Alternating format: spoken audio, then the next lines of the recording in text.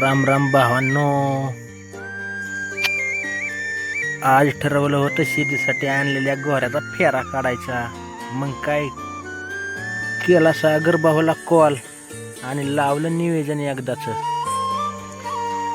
एका गावची घोडी, मैदान दुसऱ्या गावचं आणि ड्रायव्हर तिसऱ्याच गावचा. कसंही लोकेशन, टमटम आपल्या धोळा शेट.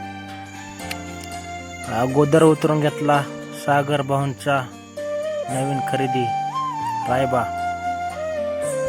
मग काय आले की सोमनाथ करगळ यांची आदत खोंड सुंदर आणि लाडक्या. कसं लागलंय नियोजन सोमनाथ करगळ, अमोल करगळ आणि सागर भाऊंचं. धोळा शेठ आणि शुभम भाऊ, सागर भाऊ यांचं वेगळंच काहीतरी चाललंय. ओके.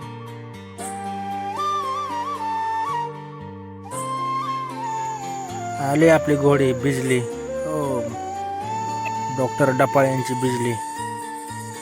पहिल्यांदा पळाला सुंदर. नंतर काय सागर भाऊ यांचा रायबा ट्रायल म्हणूनच पळायला लागला होता. कसं पळतय कसंय. नंतर झोपला आपला नाकऱ्या कोण जास्त काय अपेक्षा नाहीत, पण अपेक्षापेक्षा चांगला पळाला.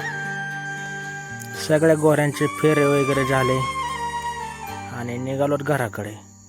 एक फोटो घेतला नाकऱ्याचा.